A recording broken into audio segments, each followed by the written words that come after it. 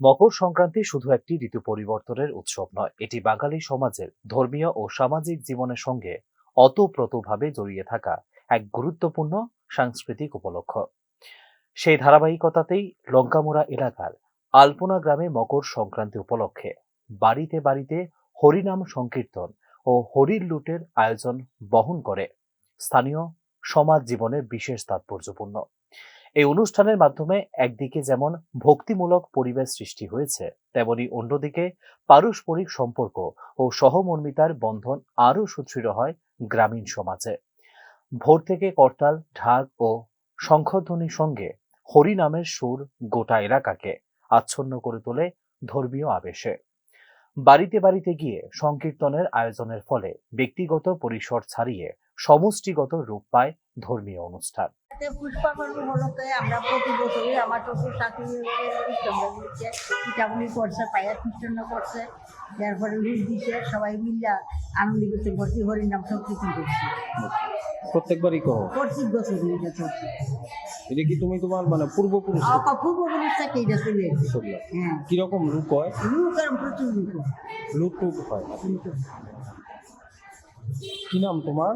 আমার নাম আরতি দেবনাথ। এই জায়গাটা শর্মালুনা।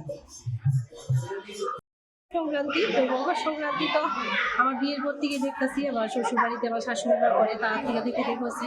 তাছাড়া পাড়ার সবাই করে, সবার বাড়িতে আলপনা হয়, পিঠেপুলি উৎসব হয়, পুরুষদের বসে সে বাগান দেওয়া, এই লুট হয়, আমরা খুব আনন্দ পাই লুট দিয়ে। তো এই লঙ্কামুড়া এখন আলপনা গ্রাম নামেও অনেকটা পরিচিত হয়ে গেছে। প্রত্যেকবারই করে? হ্যাঁ, প্রত্যেকবারই। কিরকম লুক হয়? খুব প্রচুর, দেখলেনই তো কিরকম হয়, কিরকম আনন্দ পান? মানে এটা কি আপনারা? হ্যাঁ, আমাদের একটা ঐতিহ্য। এটা কি বিয়ের পর থেকে? বিয়ের পর থেকে দেখেছি। কি নাম আপনার? রিনা দেবনাথ। এই ধরনের আচার কেবল আধ্যাত্মিক চর্চার মধ্যে সীমাবদ্ধ নয়, বরং এটি সামাজিক সংহতি রক্ষার একটি কার্যকর মাধ্যম বলে মনে করেন সমাজতত্ত্ববিদরা। হরির লুটের মাধ্যমে প্রসাদ বিতরণ গ্রামীণ সমাজে সাম্যের বার্তা বহন করে, যেখানে ধর্মীয় উৎসব উন্মুক্ত থাকে সবার জন্য।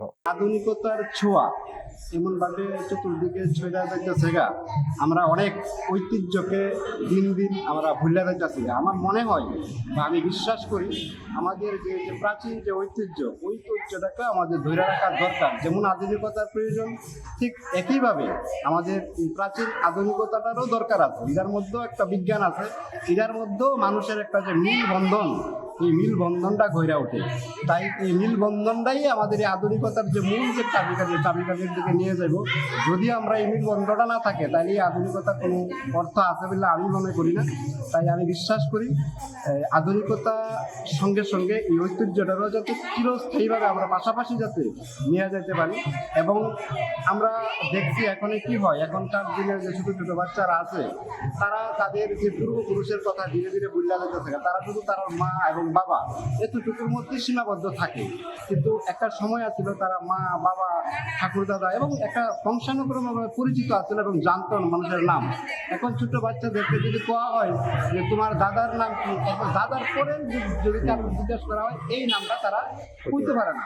এই ধরনের উৎসব বর্তমান সময়ে যখন আধুনিকতার প্রভাবে গ্রামীণ ঐতিহ্য ও লোকাচার অনেকাংশে বিলুপ্তির পথে, তখন লঙ্কামুড়ার আলপনা গ্রামে এই ধরনের অনুষ্ঠান স্থাপন করছে ঐতিহ্য রক্ষার এক ইতিবাচক দৃষ্টান্ত। বিশেষত তরুণ প্রজন্মের অংশগ্রহণ এই সংস্কৃতির ধারাবাহিকতা বজায় রাখার ক্ষেত্রে গুরুত্বপূর্ণ ভূমিকা পালন করছে বলে মনে করছেন স্থানীয় প্রবীণরা।